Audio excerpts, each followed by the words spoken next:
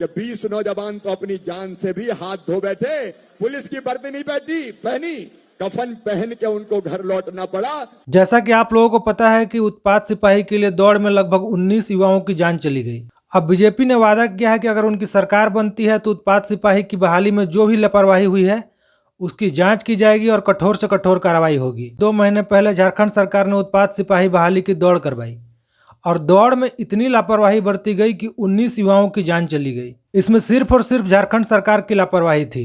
जहां पे दौड़ होना था वहां पे प्राथमिक उपचार की कोई ढंग से व्यवस्था नहीं थी। कोई ज्यादा बीमार पड़ जाए तो उसको हॉस्पिटल ले जाने के लिए एम्बुलेंस की व्यवस्था नहीं थी। आपको पता होगा कि अभी कुछ महीने पहले जमशेदपुर में प्रधानमंत्री नरेंद्र मोदी आए थे। उन्होंने भी अपने रैली में इस मुद्दे को उठाया था।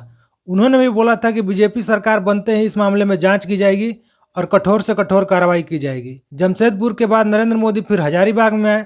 हजारीबाग में भी इस मुद्दे को उठाया।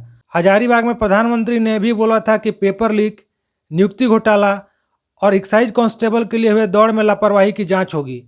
तो आप समझ सकते हैं कि प्रधानमंत्री भी इस मुद्दे को लेकर काफी सीरियस हैं। और जब से झारखंड में विधानसभा चुनाव की घोषणा हुई है, कई नेता आ रहे हैं चुनाव प्रचार के लिए। केंद्रीय कृषि और ग्रामीण विकास मंत्री शिवराज सिंह चौहान लगातार झारखंड में घूम रहे हैं।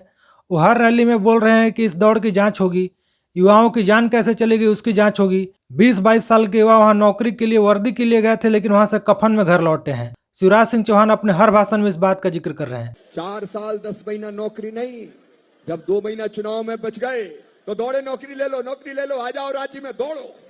और ऐसा दौड़ाया कि 20 नौजवान तो अपनी जान से भी हाथ धो बैठे, पुलिस की वर्दी नहीं पहनी, कफन पहन के उनको घर लौटना पड़ा। वो नहीं आए, उनकी लाशें आई। ये नौकरी छीनने वाली सरकार। शिवराज सिंह चौहान के साथ असम के मुख्यमंत्री हेमंत बिस्वा शर्मा भी बीजेपी के झारखंड में चुनाव प्रभारी हैं। वो भी अपने हर रैली में इस मुद्दे को उठा रहे हैं कि पेपर लीक और दौड़ में हुए मौत की जांच होगी। तो आप मान कर चलिए कि अगर बीजेपी की सरकार बनती है तो इसकी जांच तो होनी तय है और जांच होनी भी चाहिए, क्योंकि पूरी लापरवाही सरकार की थी इसमें। आप सोचिए कि 20-22 साल के युवाओं की जान चली जाती है और कोई कुछ करने के लिए तैयार नहीं है। इसमें ऐसा नहीं होना चाहिए कि समय गुजरने के साथ लोग इसको भूल जाएं। केंद्र में देखिए आर्मी के लिए दौड़ होता है, पैरामिलिट्री के लिए दौड़ होता है, सभी राज्य में पुलिस भर्ती के लिए दौड़ होता है। लेकिन हमको लगता है कि पूरे भारत में पहली ऐसी घटना हो कि दौड़ में इतने ज़्यादा संख्या में लोगों की जान चली गई।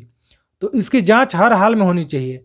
ऐसा भी नहीं होना चाहिए कि सरकार अगर मान लीजिए फिर से जेएमएम की आ गई तो इसमें कुछ ना हो। बीजेपी किया है तो जांच जरूर हो, और अगर फिर से कहीं जेएमएम की ही सरकार आती है तो हेमंत सोरेन की जिम्मेवारी बनती है कि इसमें जांच करवाएं और जो भी दोषी हो उसको कठोर से कठोर सजा दिलाएं। 4 लाख मुआवजा देने से काम नहीं होगा। किसी के घर का बेटा चला गया, आप सोचिए कि उसको आप 4 लाख दे रहे हैं, 4 लाख से क्या हो जाएगा? 4 लाख कितना दिन चलेगा? तो इस मामले को ठंडे बस्ते में डालना बिल्कुल उचित नहीं है। इस पर कार्रवाई होना चाहिए और जिन भाइयों की जान चली गई उनको कम से कम उचित मुआवजा तो मिलना ही चाहिए। उचित मुआवजा मतलब कम से कम 50 लाख रुपए और एक सरकारी नौकरी। जिसकी जान चली गई उसकी तो कोई कीमत नहीं है, लेकिन घर के लिए एक सहानुभूति के तौर पर कम से कम इतना तो मिलना ही चाहिए। बाकी आप लोगों का इस मुद्दे पर क्या कहना है कमेंट करके जरूर बताइए।